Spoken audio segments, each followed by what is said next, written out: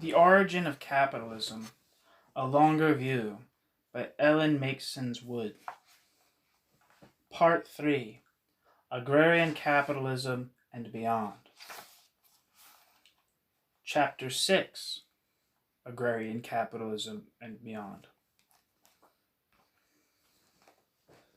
In England, where wealth still derived predominantly from agricultural production, all major economic actors in the agrarian sector, both direct producers and the appropriators of their surpluses, were, from the 16th century, increasingly dependent on what amounted to capitalist practices.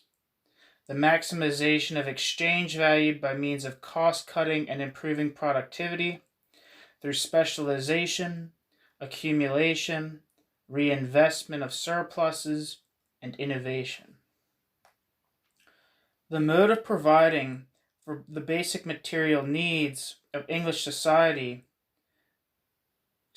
this mode of providing for the basic material needs of English society brought with it a whole new dynamic of self-sustaining development, a process of accumulation and expansion very different from the age-old, quote, Malthusian cycles that dominated material life in other societies. It was also accompanied by the typical capitalist process of expropriation and the creation of a propertyless mass.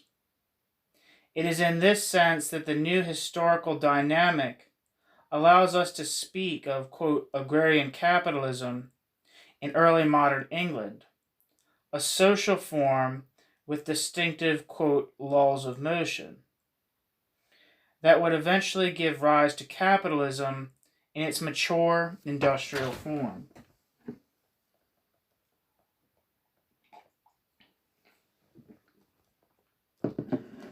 The golden age of agrarian capitalism. Looking back at earlier centuries, it is easy to romanticize the English countryside. From the vantage point of today's agricultural crisis in Britain, against the background of, quote, mad cow disease, and the foot and mouth disaster in 2001, which exposed the horrors and dangers of intensive farming, the stranglehold on food distribution exerted by the massive supermarket chains, and the consequences of, quote, globalization, it is very hard to recognize the continuities between the British agricultural industry today and the landscape of the English rural idyll. Many commentators during the recent crisis seem to be convinced that the trends culminating in these disasters of intensive capitalist agriculture emerged only in the wake of World War II, when governments, later aided and abetted by the European Common Agricultural Policy, encouraged intensive production in order to guarantee cheap and plentiful food. Even critics on the left laid the blame for agricultural disaster on the stubborn attachment of the British public to cheap food. It seems odd that reasonable people, who have little trouble accepting that there are certain basic human needs, such as health care or education, that are best met by public services and not by profit-making enterprises, regard it as unreasonable to demand cheap access to the most irreducible necessity, food. This attribute is especially puzzling because food in Britain is not particularly cheap, and the proceeds of lower production costs clearly shore up the profits of the food industry at least as much as they reduce the price to consumers. But what is most remarkable is the conviction that today's capitalist agriculture marks a revolutionary break from the past. At the height of the foot and mouth crisis in Britain, a national newspaper quoted an angry Belgian veterinary inspector complaining, quote, "The British value their land only to extract profit from it," end quote. This remark, which seemed to set Britain apart from its European neighbors, may have been a nostalgic lament for a peasant culture that is hardly more real on the continent today than it is in Britain. But the fact remains that Britain has long been in a class by itself, as the homeland of agrarian capitalism. The continuities between the old and the new agriculture are disguised by the paradoxes of agrarian capitalism. The landscape at the heart of the rural idyll is not the product of a peasant society or a countryside of independent family farms. It is largely the creation of agrarian capitalism in agrarian capitalism's golden age. Although agrarian capitalism was centuries in the making, and though the marks of other times and other ways of life have never been completely erased, the landscape that figures most prominently in the mythology of, quote, England's green and pleasant land probably owes more to the 18th century than any other. Quote, "The age of the territorial aristocracy," end quote, and the era of, quote, "improvement at its height." I don't know where those quotes are coming from. Just if anybody was curious. The seemingly idyllic landscape of rural England has inscribed within it the history of capitalist property and class relations.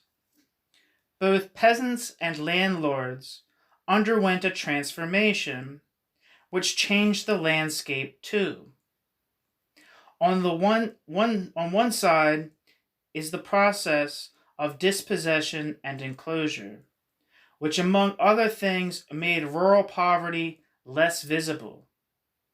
Poor peasants of the type that have shaped the countryside in other agricultural societies, with their marginal plots and impoverished dwellings, were replaced by two distinct agrarian classes: more prosperous capitalist tenants, with their solid, even picturesque farmhouses, and landless laborers, whose only mark on the landscape was a system of rights of way across fields, giving them access to their places of work, their gift to the ramblers today. Even whole villages disappeared in this process of rural transformation. On the other side are country homes, parks, and landscape gardens, the remains of a classic military aristocracy had long been replaced by the comforts and ornaments of the country gentleman, the, quote, territorial aristocrat, living on the rents of capitalist tenants who truly came into his own in the 18th century. The parliamentary enclosures of the 18th century sum up the paradoxes nicely. The parliamentary enclosures testify to the unchallenged victory of the landed class at the heart of agrarian capitalism. Its control of the land, its possession of the state, and its triumph over subordinate classes that had challenged its ascendancy in the revolution of the 1600s. Yet the visual legacy of that class victory, bringing to fruition a process begun in earlier centuries, has come to represent the ideal of old England. The same paradox is contained in the notion of, quote, improvement. In the 18th century, this serviceable concept combined profit with beauty in the interest of the landed aristocracy. To improve the land meant not only to consolidate and enclose the land for the purpose of increasing productivity and profit, but also to beautify the landlord's estate, even if that meant erasing whole villages to remove an obstruction to the master's view and replace them with gardens and parks. This was still a period in which productive and profitable farming methods were, by today's standards, largely, quote, organic, depending more on efficient land use and farming techniques than on industrial machinery and chemicals.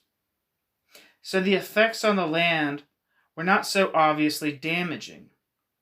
However much the lives of human beings were affected by dispossession and competitive pressures.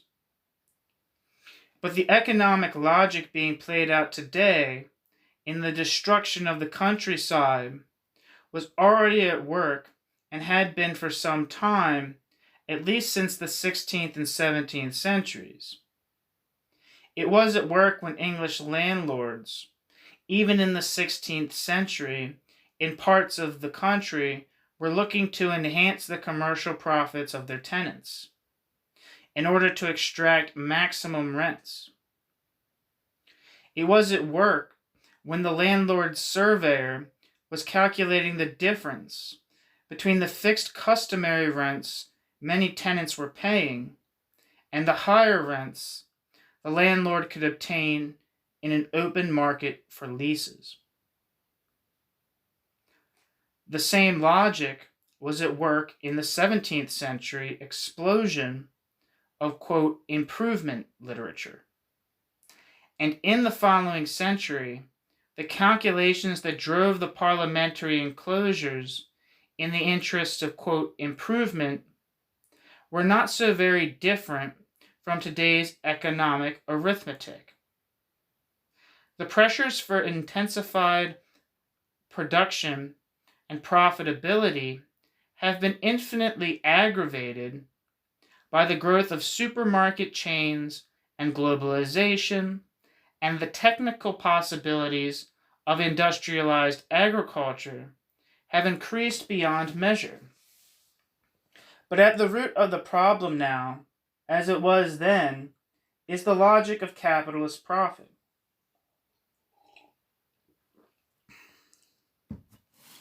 When William Cobbett, writing in the early 19th century, railed against the plight of English farmers and warned of their imminent disappearance as tenants were driven off the land by rents they could not afford, and laborers were paid starvation wages, he was certainly registering a reality.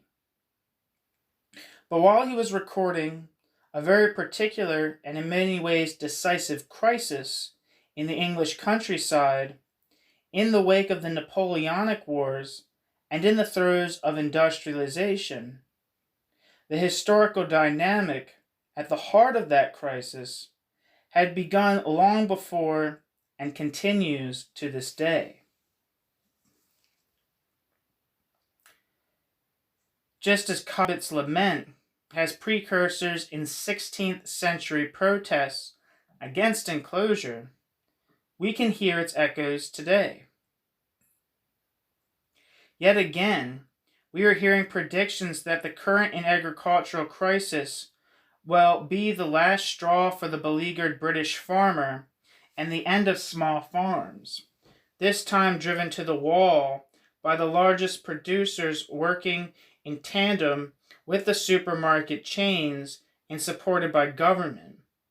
And as some angry British farmers try their luck across the channel, we can even hear again Cobbett's warning about desperate farmers carrying, quote, their allegiance, their capital, what they have left, and their skills to go and grease the fat sow, are old friends of the Bourbons. End quote.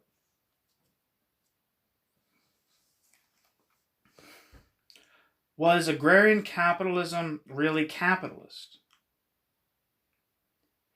We should pause here to emphasize two major points. First, it was not merchants or manufacturers who drove the process that propelled the early development of capitalism. The transformation of social property relations was firmly rooted in the countryside, and the transformation of English trade and industry was result more than cause of England's transition to capitalism. Merchants could function perfectly well within non-capitalist systems. Merchants prospered, as we have seen, in the context of European feudalism, where merchants profited not only from the autonomy of cities, but also from the fragmentation of markets and the opportunity to conduct transactions between one market and another. Secondly, and even more fundamentally, the term agrarian capitalism has so far been used without placing wage labor at its core, although by definition, wage labor is central to capitalism. This requires some explanation. It should be said that many English tenants did employ wage labor, so much so that the triad identified by Marx and others, landlords living on capitalist ground rent, capitalist tenants living on profit, and laborers living on wages, has been regarded by many as the defining characteristic of agrarian relations in England. And so it was, at least in those parts of the country, particularly in the south and southeast, most noted for their agricultural productivity. The new economic pressures, the competitive pressures that drove unproductive farmers to the wall, were a major factor in polarizing the agrarian population into large landholders and propertyless wage laborers, promoting the agrarian triad. And of course, the pressures to increase productivity made themselves felt in the intensified exploitation of wage labor. It would not then be unreasonable to define English agrarian capitalism in terms of the triad. But it is important to keep in mind that competitive pressures and the new, quote, laws of motion that went with those competitive pressures depended in the first instance not on the existence of a mass proletariat, but on the existence of market-dependent tenant producers. Wage laborers, and especially those who depended entirely on wages for their livelihood and not just for seasonal supplements, the kind of seasonal and supplementary wage labor that has existed since ancient times in peasant societies, remained very much a minority in 17th century England.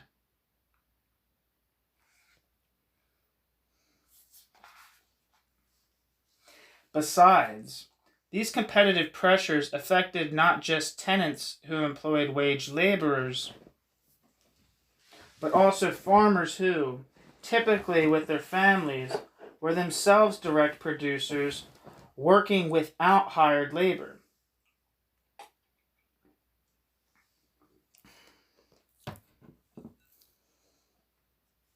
People could be market dependent on the market for basic conditions of their self-reproduction, without being completely dispossessed. To be market dependent required only the loss of direct non-market access to the means of self-reproduction, and specifically land. Once market imperatives were well established, even outright ownership was no protection against them. Market dependence was a cause, not a result of mass proletarianization. In other words, the specific dynamics we associate with capitalism were already in place in English agriculture before the proletarianization of the workforce. In fact, those dynamics were a major factor in bringing about the proletarianization of labor in England. The critical factor was the market dependence of producers, as well as appropriators, and the new social imperatives created by that market dependence. Some people may be reluctant to describe this social formation as capitalism, on the grounds that capitalism is, by definition, based on the exploitation of wage labor. That reluctance is fair enough as long as we recognize that whatever we call it, the English economy in the early modern period, driven by the logic of its basic productive sector, agriculture, was already operating according to principles and laws of motion different from those prevailing in any other society since the dawn of history. Those laws of motion were the preconditions which existed nowhere else for the development of a mature capitalism that would indeed be based on the mass exploitation of wage labor. What then was the outcome of all this? First, English agriculture was distinctively productive. By the end of the 17th century, for instance, grain and cereal production had risen so dramatically that England became for a time a leading exporter of these commodities. These advances in production were achieved with a relatively small agricultural labor force. This is what it means to speak of the distinct productivity of English agriculture. In part 1, we encountered the dismissal of English, quote, agrarian capitalism on the grounds that productivity of French agriculture in the 18th century was more or less equal to that of England. But in France, it took more units of labor to produce the same output, while English agriculture was able to sustain a larger proportion of people not engaged in agricultural production with a smaller workforce and a declining rural population. The issue, again, is not total output, but labor productivity, output per unit of work. The demographic facts alone speak volumes. It is not uncommon to argue that England's agricultural productivity, because it was capable of sustaining a population explosion, helped to fuel industrialization. But by the time England's population density began to collapse, but by the time England's population density began to eclipse that of other countries in Western Europe, when their population growth had leveled off, if not declined, the pattern of English economic development was already distinctive. A demographic increase may help to explain the development of industrial capitalism. But a demographic increase cannot explain the emergence of capitalism itself. If anything, that population explosion was effect rather than cause.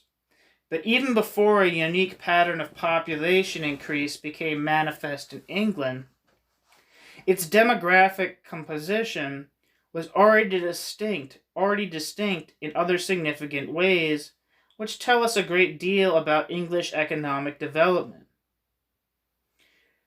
Between 1500 and 1700, English population growth, though substantial like that of other European countries, was in some respects, distinctive. The percentage of its urban population more than doubled in that period. Some historians put the urban percentage at just under a quarter of the total population already by the late 17th century. Although the urban populations had not reached the levels of the Dutch Republic, the contrast with France is telling. In France, the rural population remained fairly stable, with about 85 to 90% at the time of the French Revolution in 1789 and beyond. By 1850, when the urban population of England and Wales was about 40.8%, France was still only 14.4%, and Germany's 10.8%.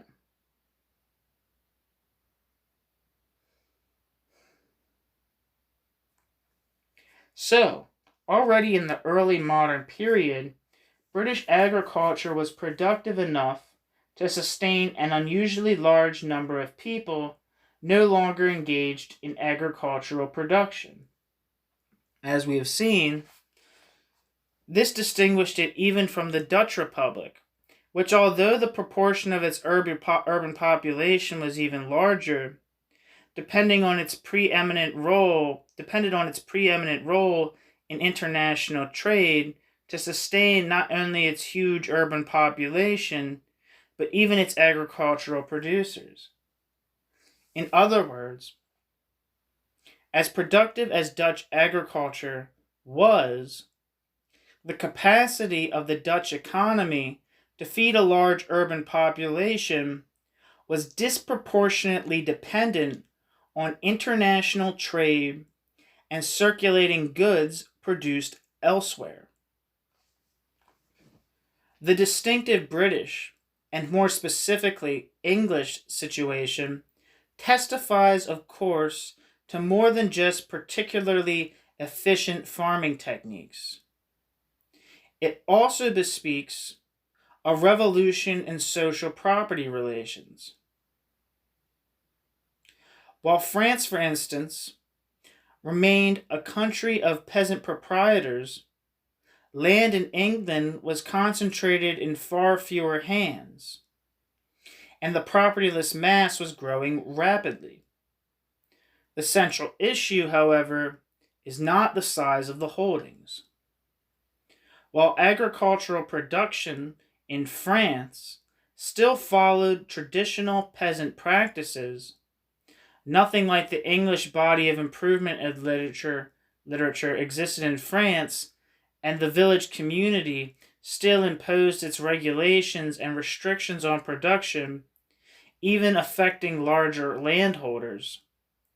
English farming was responding to the imperatives of competition and improvement. There was something even more distinctive about England's demographic pattern. The growth of the urban population was not evenly distributed amongst English towns. Elsewhere in Europe, the typical pattern was an urban population scattered among several important towns, so that, for example, Lyon was not dwarfed by Paris. London, however, became disproportionately huge compared to other English towns, growing from about 60,000 inhabitants around 1530 to 575,000 inhabitants in 1700, and becoming the largest city in Europe. The pattern signifies more than its apparent This pattern signifies more than is apparent at first glance. This pattern testifies, among other things, to the transformation of social property relations in the heartland of agrarian capitalism. The South and Southeast, and the dispossession of small producers, whose destination as displaced migrants would typically be London.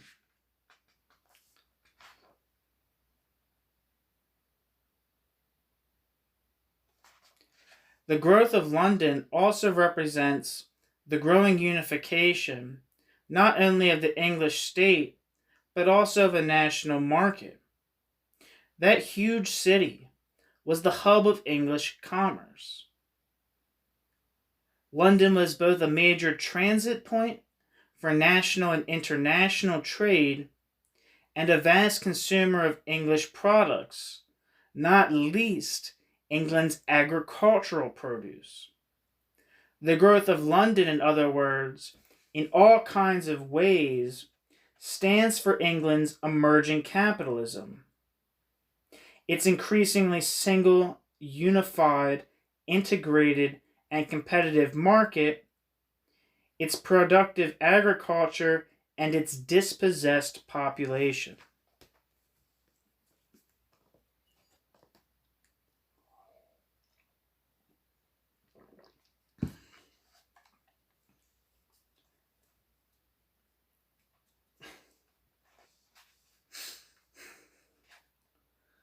Market dependence and a new commercial system. The distinctive and unprecedented logic of agrarian capitalism made itself felt in every sphere of economic life. It is certainly true that English capitalism emerged in the context of a larger trading system and would not have emerged without that.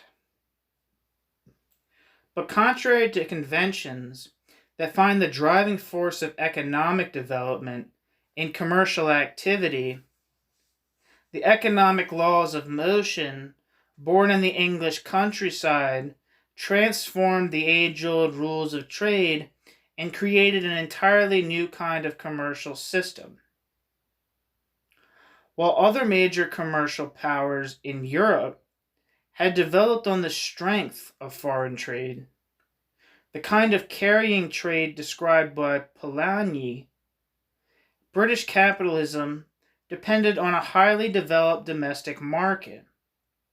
With a growing population no longer engaged in producing everyday goods, like food and textiles, for their own and their families' consumption. The massive London market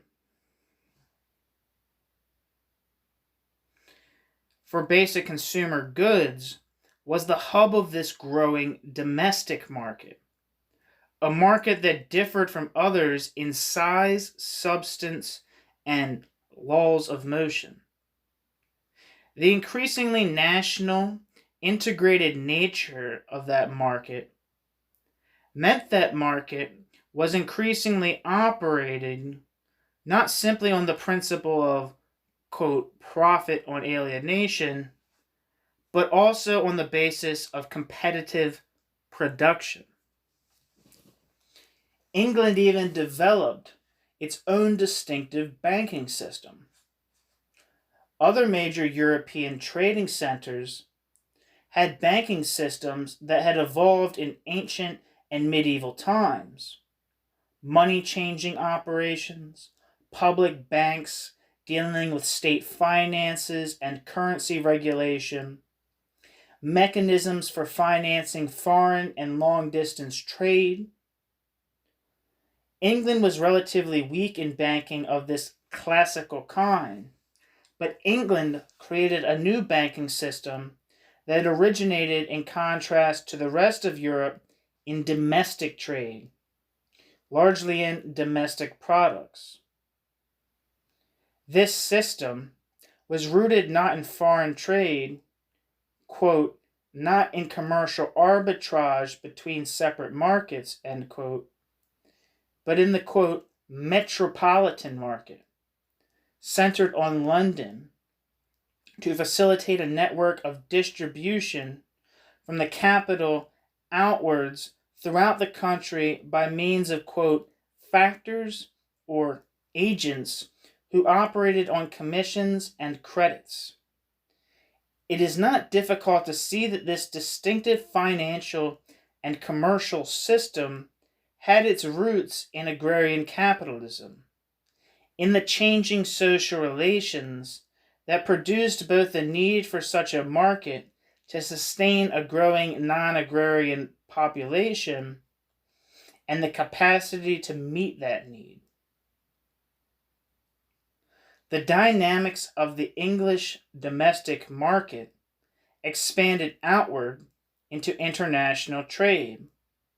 The developing national economy was also becoming the center of an international commercial system different from any trading system before it, just as the old network of local markets and the quote carrying trade between the local markets were giving way to an integrated market, a system of world commerce originating in Britain and especially in London, was emerging that would replace, quote, the infinite succession of arbitrage operations between separate, distinct, and discrete markets that had previously constituted foreign trade, end quote. I don't know who said that. The characteristic instruments produced by the English domestic commercial system, bills of exchange, and especially the, quote, bills on London, also became the instruments of international trade. When England gained unambiguous ascendancy in international commerce, in what is sometimes called the commercial capitalism of the 18th century, England's success was built on the foundations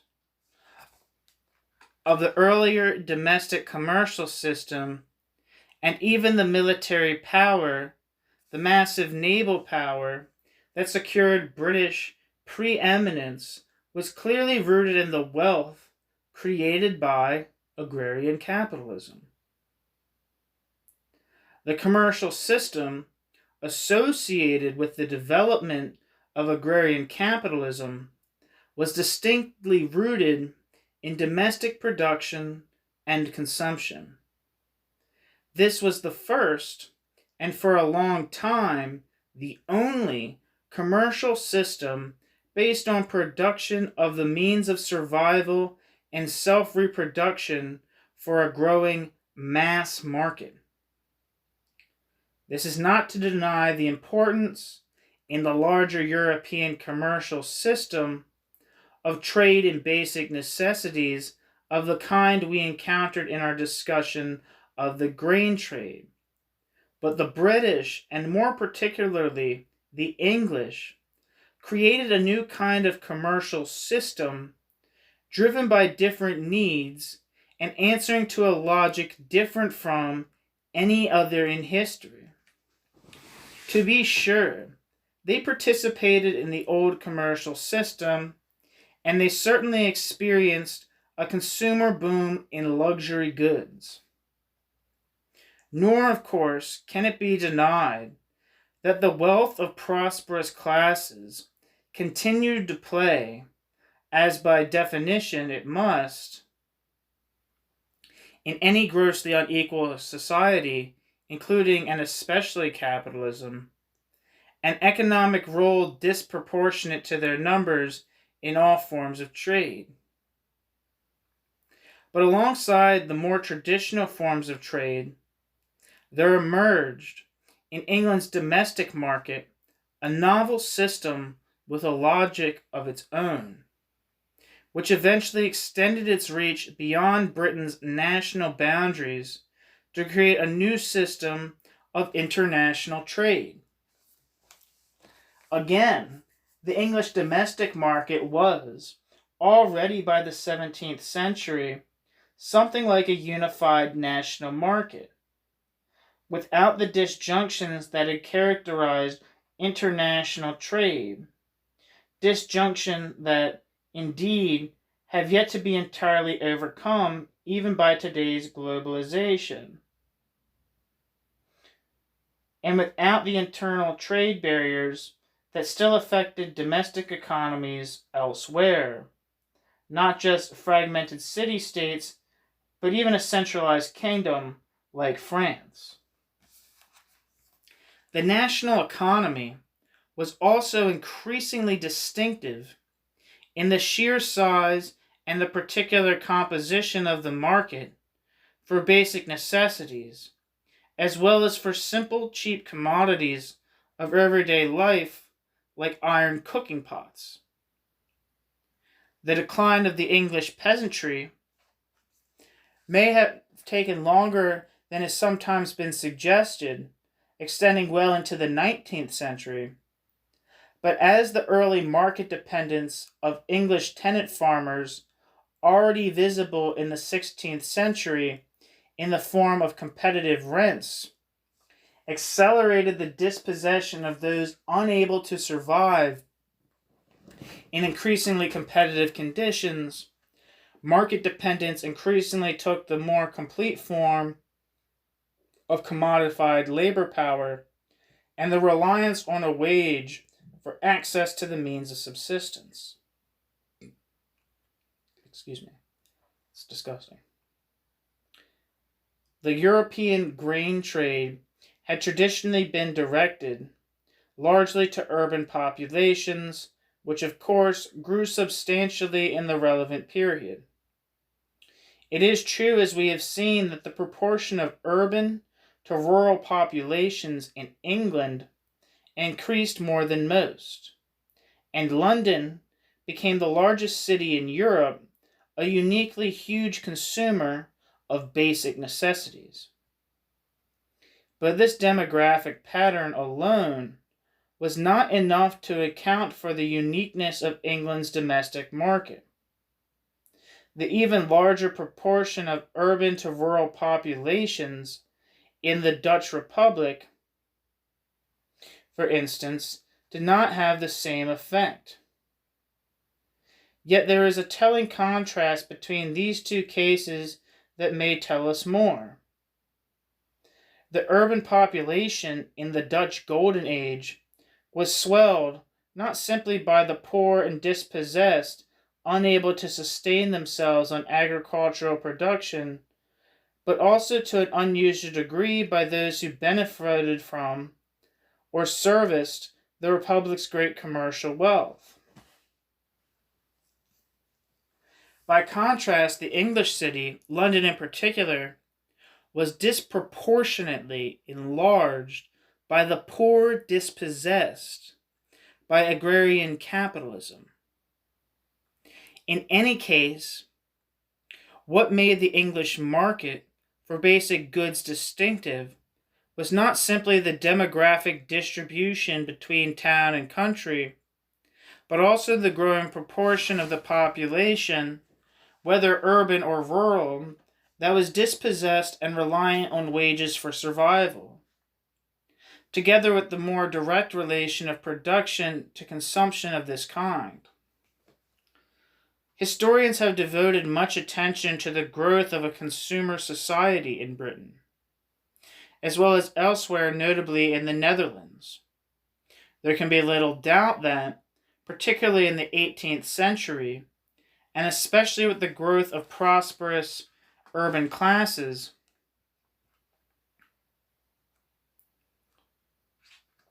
there was a burgeoning market for all kinds of goods beyond the basic necessities, from fine apparel to works of art. But the, quote, consumer society in England, however new it may have been in the size of the market and range of its goods, was not qualitatively different from bourgeois markets elsewhere in Europe. Nor were such consumer markets fundamentally discontinuous from Europe's medieval bourgeois culture, and their sheer quantitative growth was not enough to distinguish them fundamentally from the luxury trade of earlier periods. When I say epochs, I don't know where that came from. To identify what was truly new and distinctive, representing a major qualitative break from old economic patterns, and the operation of a new systemic logic, we have to look elsewhere. It can be misleading to define the specific character of the new economy in Britain by stressing the growing wealth of the, quote, middle classes, or the numbers of consumers who were able to buy a wide range of goods to enhance their comfort, pleasure, aesthetic enjoyment, or status. More distinctive was the growth of the numbers compelled to buy. Not the superfluities of life, but the most basic commodities and the implements of daily subsistence and self-reproduction. Needless to say, the growth of such a market presupposed the ability to buy, no less than the compulsion. In the historical moment between agrarian and industrial capitalism, the purchasing power of laborers may indeed have been unusually substantial, and no doubt the definition of necessity was becoming ever more elastic, increasingly embracing manufactured instruments of daily life, such as industrially produced kitchenware and eating utensils. But compulsion lies at the heart of this new economic dynamic. And in this kind of market, even the ability to buy was defined by its strict limitations. It was certainly a novelty that so many working people were now consumers. But the specific logic of this novel market depended as much on the poverty of its consumers as the luxury trade depended on wealth. It is not, however, enough to say that first England and then Britain saw the emergence of a historically unprecedented mass market for cheap everyday commodities. What finally distinguishes this market from earlier markets in basic necessities is the fact that, in the context of capitalist property relations, the consumption needs of relatively poor consumers became the driving force of a new kind of market, also in the sense that this market affected production in wholly new ways.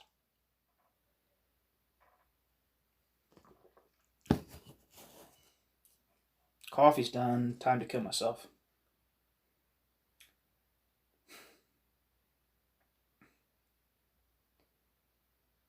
The new patterns of consumption directly affected production as never before. In the context of an already integrated and increasingly competitive national market, English agricultural production in the age of agrarian capitalism substantially supplied its own domestic market for food, and as we have seen, England was, for a time, even a net exporter of grain. At the same time, the development of productive forces in the countryside was the corollary of transformations in social property relations that eventually also created the mass of wage-earning consumers.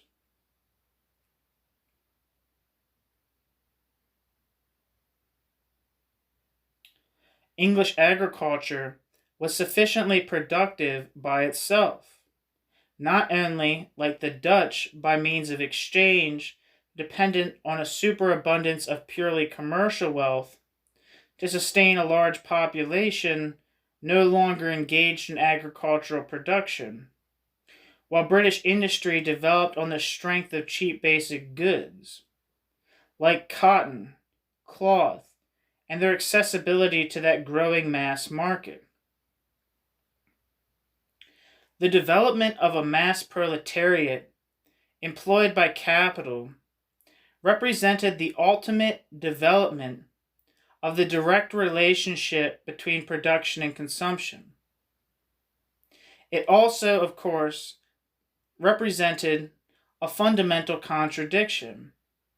The same conditions that brought about the integration of production and consumption, the same forces that overcame the disjunctions of the old commercial system, the same imperatives of competition and capital accumulation, with their systematic tendency to overcapacity, also ensured a regular imbalance between production and consumption, a new and systematic disjunction between supply and demand. In the old commercial system, with the old commercial system's spatial and structural disconnections between production and consumption, between supply and demand, there could certainly be imbalances. But they were, so to speak, contingent, arising by default rather than by compulsion.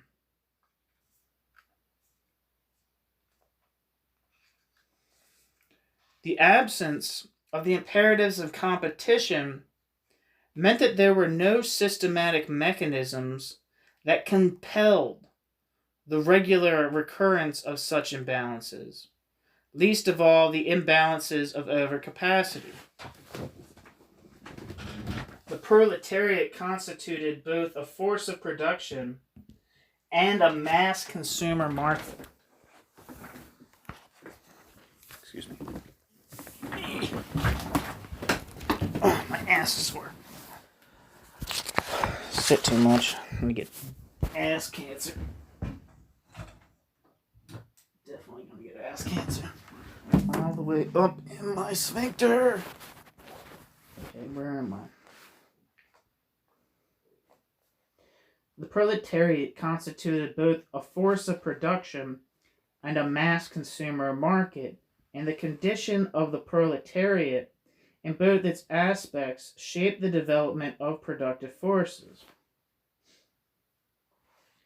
In a competitive environment, with systemic imperatives to increase labor productivity, the general commodification of labor power in the form of wage labor compelled capital, already driven by competitive pressures, to extract the maximum surplus value from workers in the limited time during which it controlled the labor power of those juridically free workers.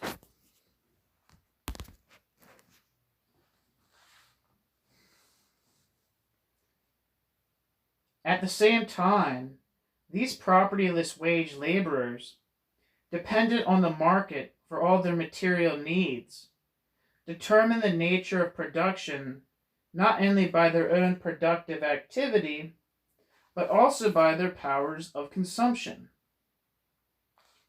This kind of consumption constituted a market uniquely broad and inclusive, but also uniquely limited in its resources.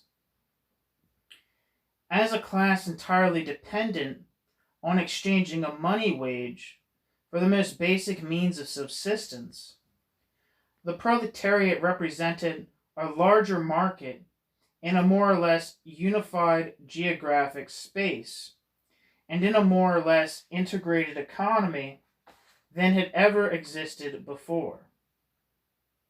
But it was also a market whose consumers had restricted powers of consumption.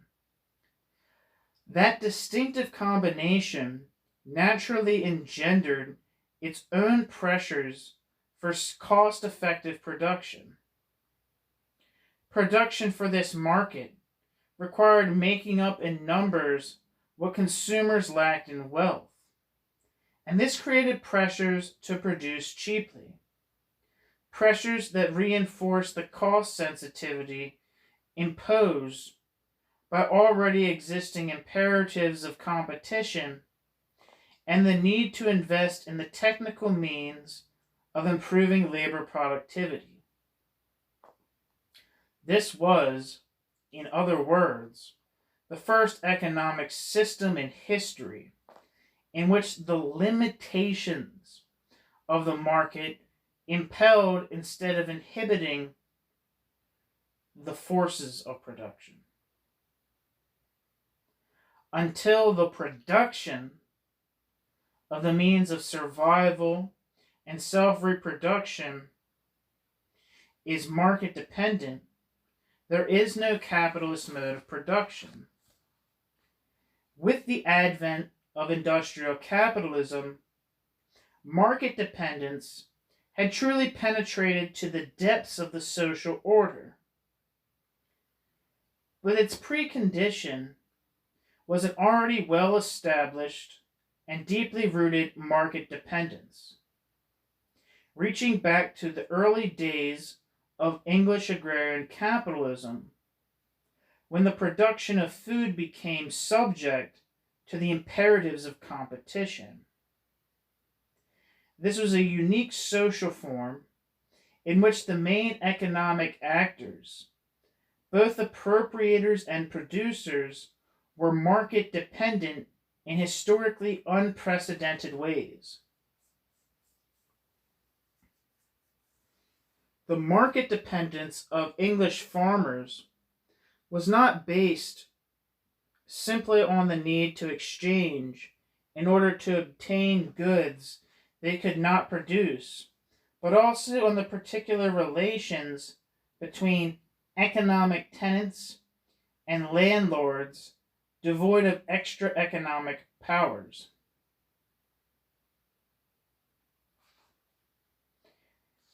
Even the productive capacity to be self-sufficient in agriculture would not make the producers in England less market dependent. Theirs was a particularly stringent, all or nothing mode of market dependence, which was in no way alleviated by more than adequate productive capacities. The English situation, then, was distinctive in several related ways. The producer's access to land itself was directly determined by the market, and the degree of market success required in order to retain possession was not determined by the producer himself, by the needs of his family, or by their own consumption patterns, or for that matter, by their own hunger for profit. Possession of good and ample land did not eliminate or even reduce dependence on the market. On the contrary, dependence on the market by means of economic leases was a condition for access to that kind of land, and more successful farmers were likely to have more access to more land. So producers who had the possibility to compete and maximize profit were likely to be those who were most subject to the need to do so. The compulsion derived in the first instance from their relation to appropriators who themselves lacked non-market access to the means of appropriation, landlords who relied on economic modes of surplus extraction. In that way, profit, not direct consumption or exchange, became the immediate object of production, and for the first time in history, there developed a mode of exploitation that systematically impelled the development of productive forces.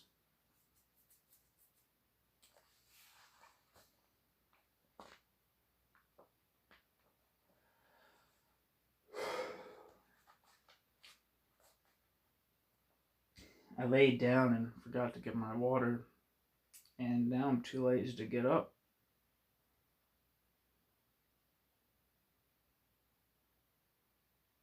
I don't know why I told anyone. From agrarian to industrial capitalism. The long-term consequences of England's agrarian capitalism for subsequent economic development should be fairly obvious.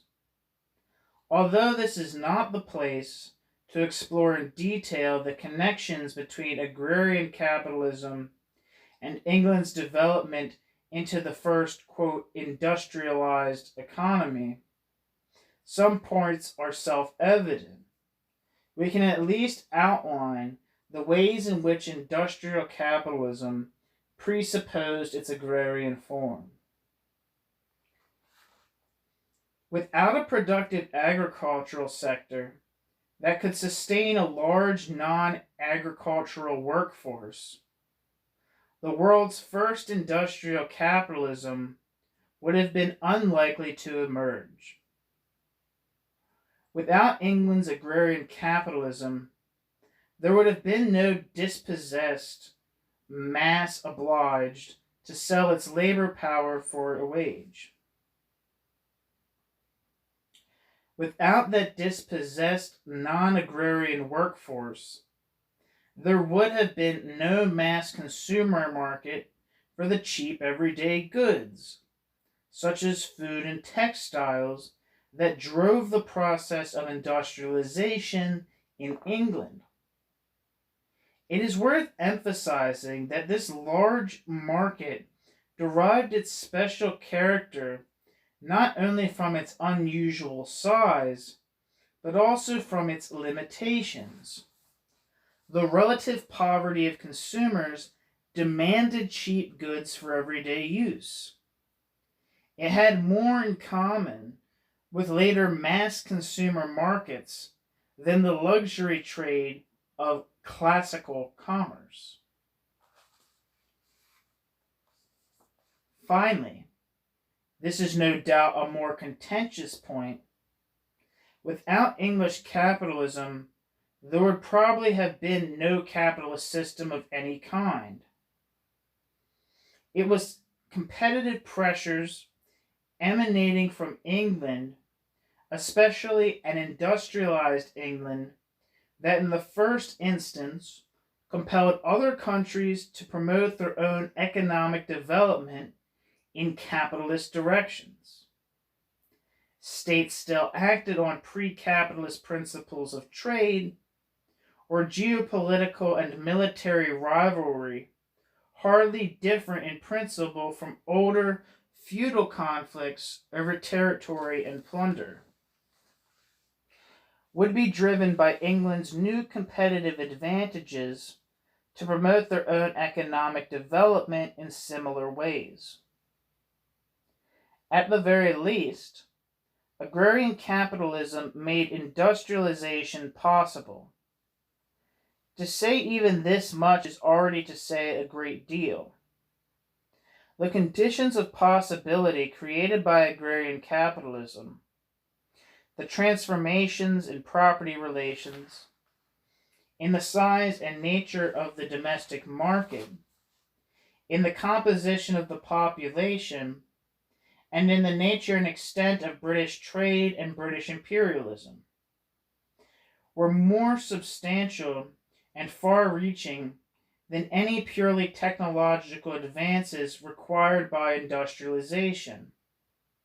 This is true in two senses. First, purely technological advances, again, were not responsible for the so-called, quote, agricultural revolution that laid the foundation of industrialization. And second, the technological changes that constituted the first, quote, industrial revolution were in any case modest.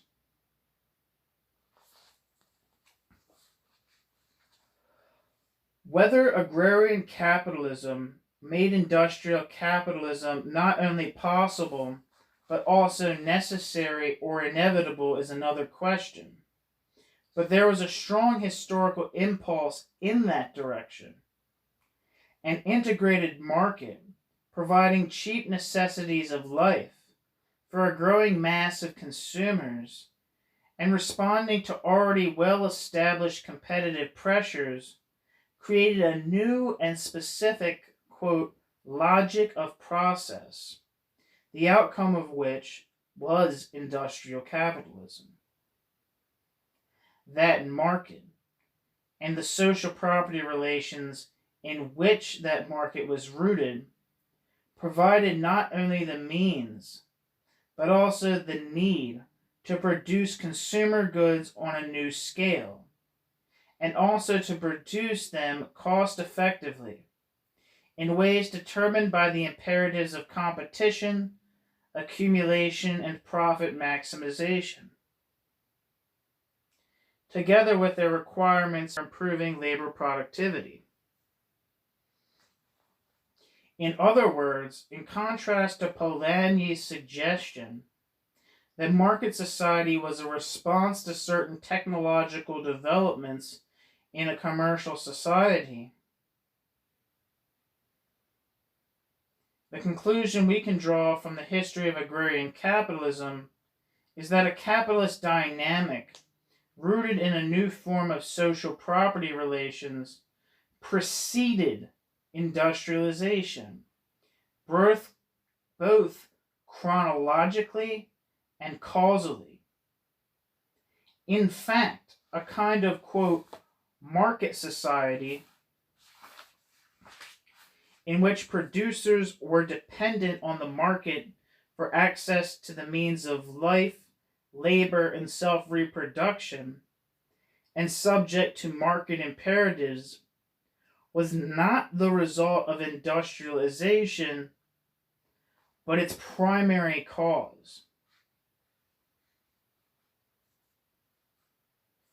Only a transformation in social property relations that compelled people to produce competitively and not just to buy cheap and sell dear, a transformation that made access to the means of self-reproduction dependent on the market, can explain the dramatic revolutionizing of productive forces uniquely characteristic of modern capitalism.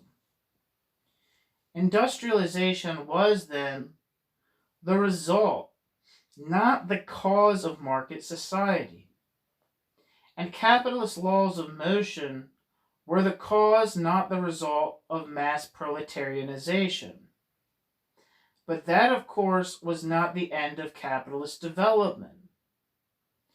Proletarianization, which meant the complete commodification of labor power, would confer new and more far-reaching coercive powers on the market by creating a working class that was completely market-dependent and completely vulnerable to market disciplines, with no mediations and no alternative resources.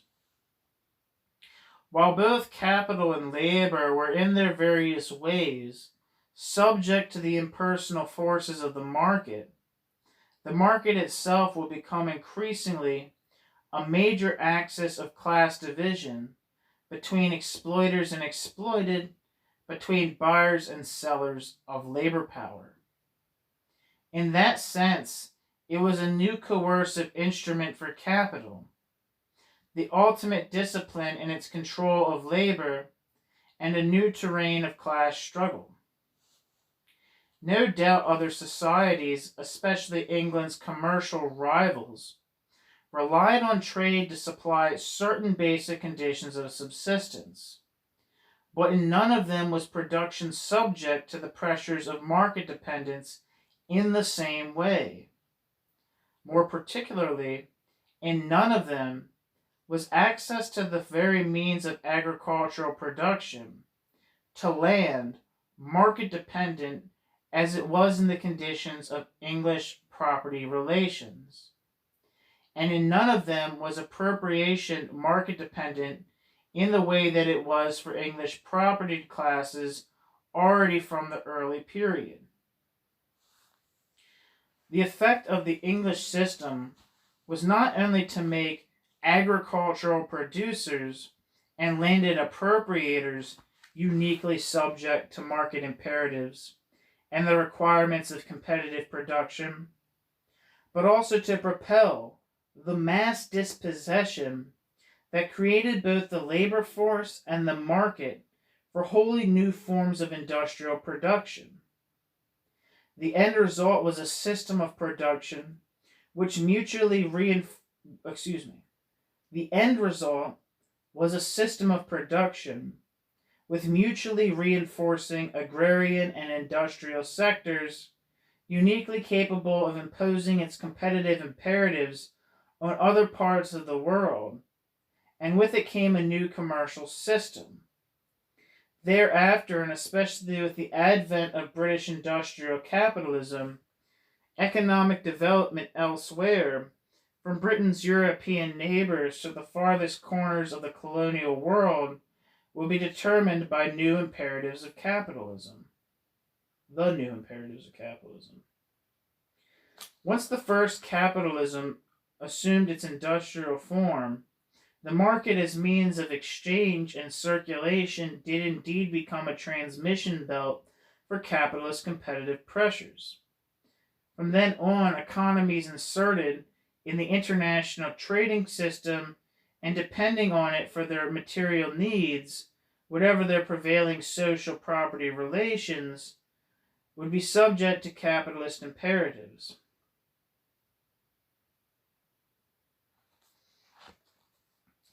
Although the origin of capitalism depended on the social relations between market-dependent producers and appropriators, once commodification and competition became a virtually universal form of social reproduction, producers, even in the absence of class exploitation, were subject to market imperatives. This was true of independent farmers and would have been no less true of independent workers' industrial collectives.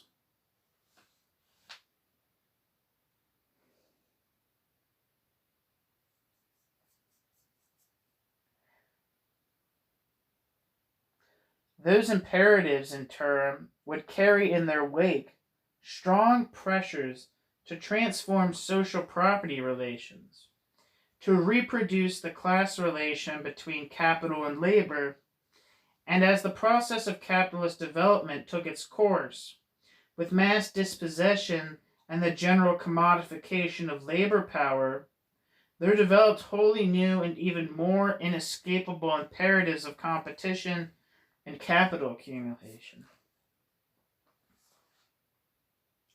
The capitalist system is, needless to say, in a constant state of development and flux.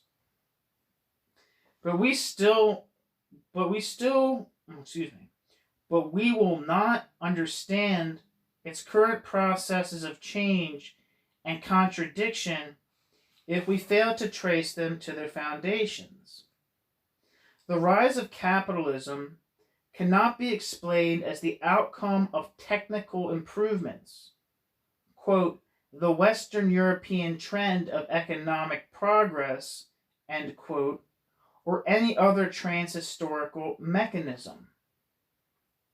The specific transformation of social property relations that set in train a historically unique progress of productive forces cannot be taken for granted. To acknowledge this is critical to an understanding of capitalism, not to mention the conditions of its abolition and replacement by a different social form. You're right, baby. Woo! We must recognize